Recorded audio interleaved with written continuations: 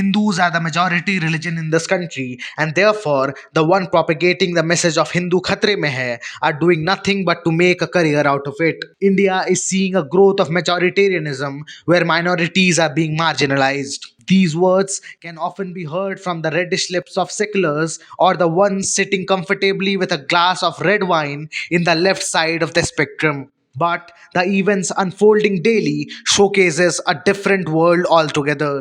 The other side of the world goes more transparent when any Hindu festival arrives near. The long standing Indus Saraswati civilization is increasingly under threat from the Islamo Leftist ecosystem and the opposition parties of India, which exhibit a blatant double standard when it comes to Hindu festivals and practices. This hypocrisy is particularly evident in their portrayal of fasting during Hindu occasions like Navaratri and Karwa Chauth, which they often criticize or mock, while praising the same practice during Islamic events like Ramzan. This selective outrage not only undermines Hindu traditions and the religious sentiments of crores of Hindus, but also exposes the deep seated bias and round-right contempt of these groups against the Sanatan Dharma. Navratri, a 9-day festival devoted to goddess Durga, incorporates fasting as a significant spiritual practice.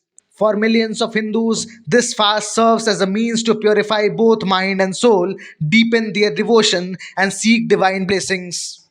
Similarly, Karwa Chauth, where married women observe a fast for the well being and longevity of their husbands, is a sacred and emotionally significant tradition. However, the Islamo leftist ecosystem frequently misrepresents their customs, portraying them as regressive or oppressive. Karwa Chauth is often dismissed as a tool of patriarchal control, while Navratri becomes an occasion for them to push narratives against women's rights abuses.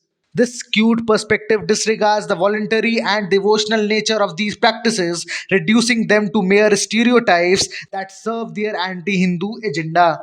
In stark contrast, the same ecosystem adopts a reverential tone when discussing fasting during Ramzan. The selective praise for Islamic fasting while criticizing Hindu fasting reveals a clear bias. This double standard is not just an attack on Hindu practices, but also an attempt to delegitimize Hinduism itself.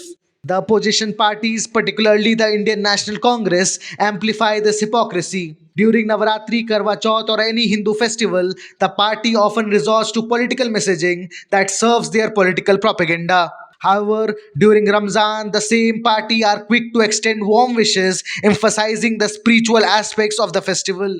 The Islamo leftist ecosystem's portrayal of Hindu fasting as backward while glorifying Islamic fasting is part of a larger pattern of cultural subversion. By targeting Hindu practices, they aim to erode the faith's credibility and alienate its followers. At the same time, their praise for Islamic practices is a calculated move to appease the Muslim vote bank. It is time for Hindus to recognize this hypocrisy and call out the Islamo leftist ecosystem and opposition parties for their divisive tactics. Patriarchy and sexual exploitation of women has never been a problem for the Islamo leftist ecosystem. If it would have, then the lobby must have questioned the deeply rooted misogyny prevalent in the Islamic society. The actual concern for the lobby is Hindus celebrating their festivals happily. The actual concern is their Hindu phobia gaining life every time a Hindu festival approaches. Be it Holi, Diwali, Ram Navami, Raksha Bandhan, Mahasivaratri, or any Hindu festival, the same lobby jumps every time with their agenda, which is always the same: to show their Hindu hatred, Hindu phobia in full display. For them, Hindu religious gathering is bad. Large gathering like Mahakumbh is not the innate tradition of Sanatanis. Rather, the leftist intellectuals see it as a threat to pluralistic ethos of Hinduism. Abrahamization of Hindus as the majority community should continue to remain divided on the issues of caste, region, language, or other artificial constructs, and continue to fall prey to alien cults.